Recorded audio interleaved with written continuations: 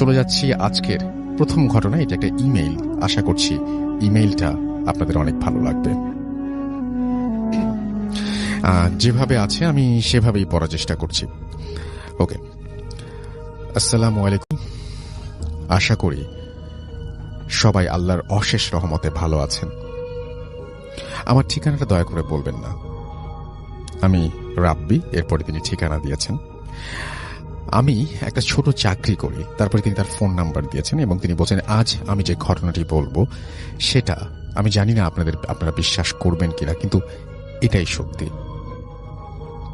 সাধারণত একটা জিনিস আমার জীবনকে, খুব সাধারণ একটা জিনিস, উলট পালট করে দিচ্ছে।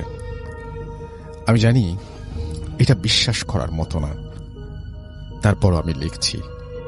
আমি জানি স্টুডিওতে আসা সম্ভব না, তারপরও লিখে পাঠালাম। ভালো লাগলে পড়ে শোনাবেন। আমি সরাসরি ঘটনায় চলে যাই। আমি রাব্বি।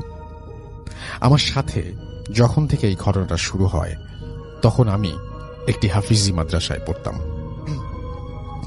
বিশেষ কারণে আমি সেই মাদ্রাসার নাম উল্লেখ করলাম না। আমি মাদ্রাসাতেই থাকতাম আর থেকে পড়াশোনা করতাম। আমি প্রতিদিন ফজরের নামাজ পড়ে কুরআন পড়তাম। তো আমি আমার কুরআন শরীফটি নিয়ে আসি। নিয়ে আমি প্রথম পৃষ্ঠা উল্টাতেই আমি অবাক হয়ে যাই। আমি দেখতে পাই যে এখানে একটা আংটি রাখা। আমি চিন্তা করতে লাগলাম যে এখানে আংটিটা কি করে এলো।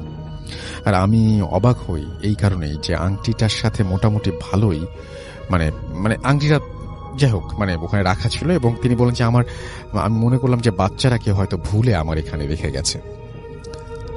আর একটা কথা, আমাদের এই মাদ্রাসায় খুব ছোট ছোট বাচ্চারাও পড়তো। তাই আমি ভাবলাম তারা হয়তো কেউ রেখেছে বা তাদেরই একটা হবে। তাই আমি আর কিছু না ভেবে আংটিটি আমার কাছে রেখে দেই। আমি তেলাওয়াত শেষ করে পরে সবার কাছে জিজ্ঞাসা করি যে কারো কিছু হারিয়েছে কিনা। সবাই বলল না। আমি তারপর জিজ্ঞাসা করলাম সবাইকে এবং এই আংটিটি কি কারো হারিয়েছে কিনা। সবাই আবারও বলল না। প্রিয় লিসেনার, নতুন একটি এপিসোডে আপনাদের জানাই স্বাগত। চলে আসলাম গা শিউরে ওঠার মতো ভয়ানক কিছু ঘটনা নিয়ে। আপনারা যারা বাসের কিছু ভয়ানক ঘটনা শুনতে চান তারা অবশ্যই এই চ্যানেলটি সাবস্ক্রাইব করে নেন, কেননা এই চ্যানেলে বাসাকৃত সকল ভূতের ঘটনা প্রতিদিন রাত 10টা বাজে পাবলিশ করা হয়। তাহলে চলুন এই ভিডিওতে লাইক করে দিয়ে প্রত্যেকটি ঘটনা শুনে আসি। তারপর আমি আমাদের মাদ্রাসার বড় হুজুরকে গিয়ে দেখাই। হুজুর বলল, এটা তো সোনার বা হীরার আংটি না, তুই এটা রেখে দে। আমি হুজুরকে এইটাও বললাম, হুজুর এই আংটিটা আমি পেয়েছি আজকে। হুজুর বলল, আরে বাচ্চারা মনে হয় ভুল করে কেউ রেখে গেছে। কিছুদিন পরে আমি আংটিটি ধুয়ে মুছে নিজেই পরে নিই। আর একটা কথা, যে কোনো আংটি আমার খুব ভালো লাগতো, আমি তা নিজেই কেন যে আংটিটা ভালো লাগতো আমি নিজে জানতাম না। তারপর যা হলো, পড়ার সাথে সাথে আমার মনে হলো আমাকে একটা ইলেকট্রিসিটি শরীরের ভেতর দিয়ে গেলে যেরকম হয়, শক খেলে যেরকম লাগে ঠিক সেইভাবে, এবং সেরকম একটা অনুভূতি হলো এবং ওর সাথে সাথে নিচে পড়ে যাই। আমি হাতের আংটিটা সঙ্গে সঙ্গে খুলে ফেলি। ফেলে দেওয়ার সাথে সাথে আমি অনুভব করতে লাগলাম যে আমার সারা শরীর বরফের মতো জমে যাচ্ছে। আমি আমার হাত পা কিছুই নাড়াতে পারছিলাম না। আর আমার দুই চোখ যেন কালো হয়ে যাচ্ছে। আমি কিছুই দেখতে পাচ্ছিলাম না। কিছুক্ষণ পরে অনুভব করতে পারলাম আমার সামনে কোনো একজন মানুষ এসে দাঁড়িয়ে আছে, বলছে, আংটিটি তুলে পড়ে নে। অনুভব করছিলাম এক্ষুনি পর, না হলে তোর ক্ষতি হবে। আমি আমার ভাষা হারিয়ে ফেললাম। আর আমি এই লোকটাকে ভালোভাবে দেখতেও পাচ্ছিলাম না। আমি শুধু ওই লোকটার পাই দেখছিলাম। আর আমার মনে হচ্ছিল তিনি একজন হুজুর। জানি না এভাবে কতক্ষণ বসেছিলাম। যখন আমার জ্ঞান আসে, আমি দেখি আমি আমার বেডে শুয়ে আছি। আমার চারপাশে আমার মাদ্রাসার বন্ধুরা দাঁড়িয়ে আছে। আমাদের মাদ্রাসার বড় হুজুর তিনিও আছেন। এবং আমাদের আমার হুজুর আমাকে প্রশ্ন করলো যে, রাব্বি কি হয়েছে? তুমি মসজিদের এখানে অনেকক্ষণ ধরে দাঁড়িয়ে আছো আর কি যেন বলছিলে কাকে? আমি তোমাকে অনেক ডাকাডাকি করি, কিন্তু তুমি কিছু না বলছো না, তাই আমি তোমাকে অনেক কষ্ট করে তোমার বিছানায় তুলে নিয়ে আসি। হুজুর আমাকে বলল যে তুমি, তোমার শরীর কি ঠিক আছে, আর কার সাথে কি হচ্ছিল, কি বলছিল তুমি? আমি কিছু বলতেও পারছি না। হঠাৎ আমি আমার হাতের দিকে একটু লক্ষ্য করে দেখি, আমি অবাক হয়ে যাই। দেখি আংটিটা আমার হাতে এখনো পড়া। আমি আংটিটিকে ফেলে দিয়েছিলাম, তাহলে আবার কিভাবে হাতে চলে এলো? মনে তখন অনেক প্রশ্ন জাগতে লাগলো। আর ওই লোকটি কে ছিল যে আমাকে আংটি পরে যেতে বলল? তারপর আমি একটু অবাক হয়ে দেখি যে একজন অপরিচিত লোক আমার হুজুরের পিছনে দাঁড়িয়ে আছে। তা দেখে আমি অবাক হয়ে যাই। আমাকে সে ইশারা করে কিছু না বলার জন্য বলছে। ইশারায় চুপ চুপ চুপ 3 বার বলল। সে আমাকে ইশারা করছে, কিন্তু আমি আমার কানের কাছে স্পষ্ট সেটা শুনতে পাচ্ছি। আরো বলল, কাউকে কিছু বলবি না, বললে ক্ষতি হবে। আবারও বলল, ক্ষতি হবে। আমি আবার বরফের মতো জমে গেলাম। আমি কাউকে কিছু বলতে পারছি না, দেখাতেও পারছি না, বাঁ হাত পা নাড়াতেও পারছি না। আমি আমার চোখ বন্ধ করে আবার খুলি, দেখি ওই লোকটা আর নেই। হুজুর আমাকে আবার প্রশ্ন করলো, কি হয়েছে তোমার? উত্তরে আমি বলি, আমি বাড়ি যাব। এই দিন রাতে আমার সাথে যা ঘটে তা আমি আর একদিন পাঠাবো। পরের দিন হুজুর আমাকে বাড়ি পাঠিয়ে দেন। বাড়ি এসে শুরু হয় আমার জীবনের ঝড়। এবং এটা হচ্ছে যে এরকম যে আমাকে যদি কেউ মনে মনে কিছু বলে, তা আমি তার চোখের দিকে তাকিয়েই বুঝতে পারি। আর কেউ যদি আমাকে বা অন্য কাউকে মনে মনে কিছু বলে, তা আমি তার দিকে তাকিয়ে ভালোভাবে বুঝতে পারি। আমার মা বাবা আমার সামনে আমাকে কিছু বলতোই না, আড়ালে তারা বলতো, কিন্তু আমি তাদের চোখ দেখেই বুঝতে পারতাম যে ওরা আমাকে কি বলতে চায়। আমি তখনও আমার বাবা মাকে কিচ্ছু বলিনি। আমি আমার ধৈর্য হারিয়ে তারপর বাধ্য হই বলার জন্য। আমি জানতাম তারা বিশ্বাস করবেন না, তারপরে বলি কোনো না কোনোভাবে, তারা আমাদের আপন জন্য। তারপর আমি একদিন আমার বাবা মাকে সবকিছু খুলে বলি, এবং সেই যে কথা সেই কাজ। আমার বাবা মা আমাকে বলে যে ওর কি মাথায় সমস্যা আছে, তুই কি পাগল হয়ে গেছিস? আমার বাবা আমার মাকে বলে, তোমার ছেলে মাদ্রাসায় না যাওয়ার জন্য ফন্দি পেতেছে। আমার কথা কেউ বিশ্বাস করত না। আমি আমার বাবা মার সামনে একদিন তাদের মনের সব কথা বলে দেই। তারপর আমার বাবা অবাক হয়ে যায়। আমার বাবা আমাকে বলল, তুই কি করে জানলি? আমি বললাম, আমি এই আংটিটা পরলেই কেন যেন সব বুঝতে পারি। তারপর আমার বাবা আমাকে একটা হুজুরের কাছে নিয়ে যায়। হুজুরকে আমি সবকিছু খুলে বলি। হুজুর শুনে বলে, আজকালকার দিনে এগুলো হয় নাকি? আচ্ছা ঠিক আছে, তোমার আংটিটা কোথায় দেখি। যেই আমি হুজুরকে আংটিটা দেখাতে যাব, দেখি আংটিটা আমার হাতে নেই। আমি অবাক হয়ে যাই। এই মাত্র আমি আংটিটা আমার হাতে দেখলাম, আর যেই না হুজুরকে দেখাতে যাব, দেখি আংটিটা আমার হাতে নেই। আমার বাবা আমাকে বলল, হারিয়ে ফেলেছিস নাকি?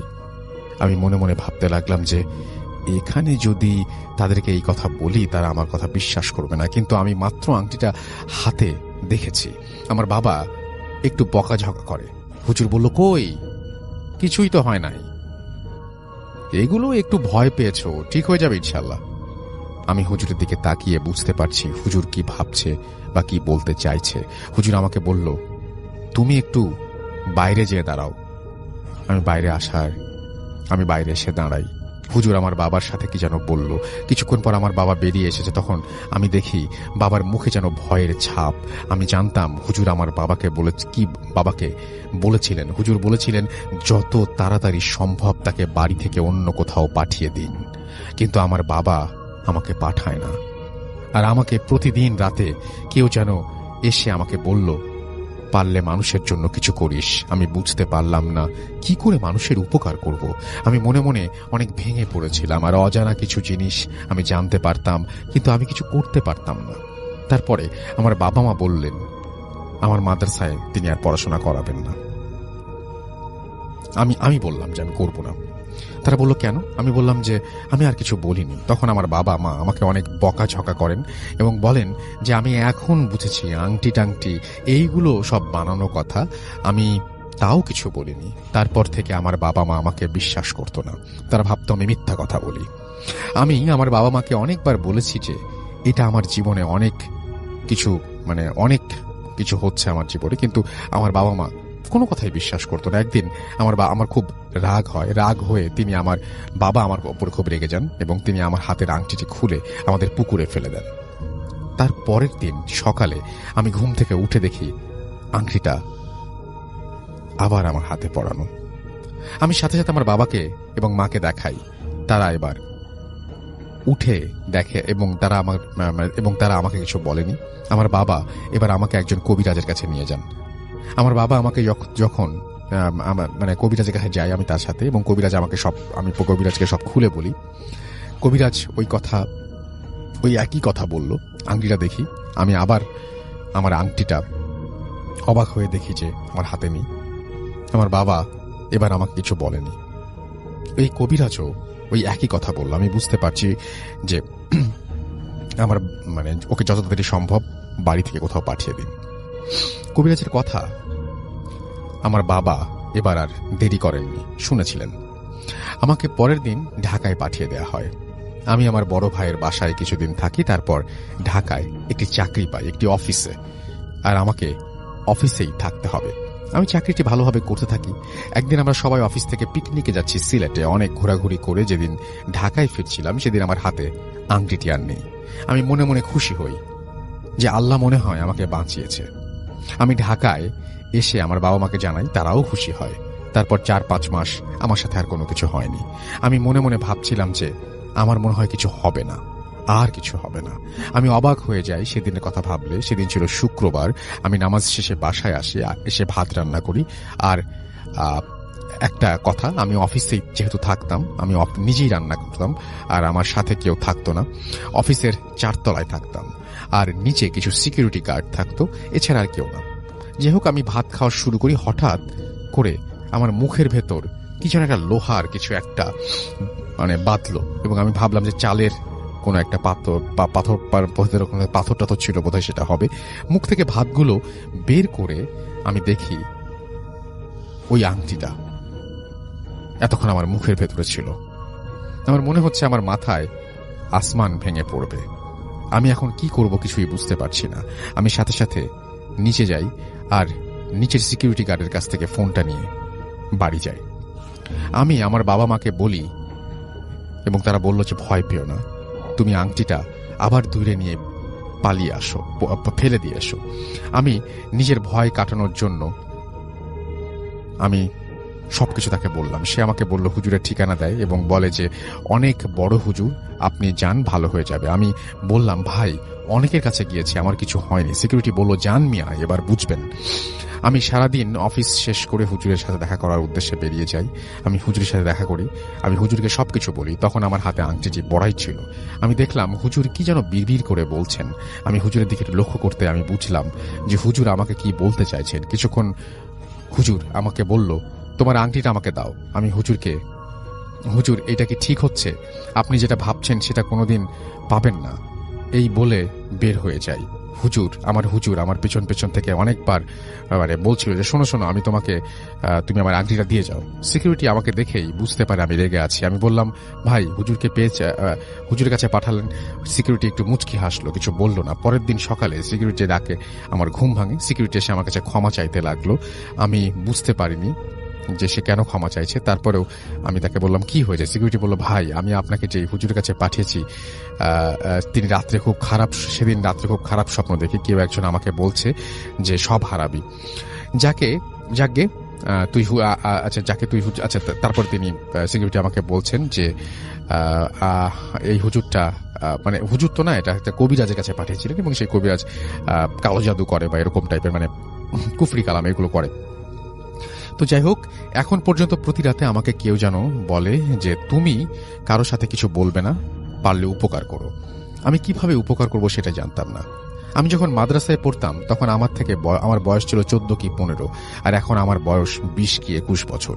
এই 4-5টা বছর আমার জীবনে শুধু দুঃখ দুঃখ আর দুঃখ। প্রতিদিন রাতে শুধু কাঁদতাম যে আল্লাহ, আমার সাথে এমন কেন হচ্ছে? আমি জানি না আমার সাথে কি হচ্ছে। এখন পর্যন্ত জীবনে শুধুই কষ্টই পেয়ে যাচ্ছি। কিছুদিন আগে আমি আর একজন ভালো হুজুরের সন্ধান পাই, তার কাছেও গিয়ে দেখি তিনি পারেন কিনা। আমি তাকে সবকিছু খুলে বলি। আমাকে বললেন যে প্রথম সমস্যা, তুমি মাদ্রাসা থেকে এসে পড়েছ। দ্বিতীয় সমস্যা, তুমি এখন আর ভালোভাবে আমল করো না। তৃতীয় সমস্যা হচ্ছে যে তুমি সবার কাছে বলে দাও তোমার এই রকম হচ্ছে। আমি তারপর হুজুরের কাছ থেকে কিছু তেল পড়া নেই। এইগুলো আমি বড় বিপদের মুখোমুখি হবে, মানে আমি এইগুলো এনে আমি যে আরো বড় বিপদের মুখোমুখি হব জানতাম না। আমি হুজুরের নিয়মে পানি এবং পানি পড়া, তেল পড়া নিয়ে আমি ব্যবহার করে আমি ঘুমিয়ে যাই। হঠাৎ করে কারো ডাকে আমার ঘুম ভাঙে এবং ঘুম ভেঙে আমি দেখি যে কেউ আমাকে বলছে যে বড় কিছু কোনো ক্ষতি হবে সেই কথা বলছে, আবারও আমাকে মনে করিয়ে দিচ্ছে, এবং এগুলো আমার সাথে প্রতিদিন রাতে হয়ে চলেছে। তাই আমি আবারও ঘুমিয়ে যাই। পরের দিন সকালে আমি প্রতিদিনের মতো আবার অফিসের কাজে ব্যস্ত হয়ে পড়ি।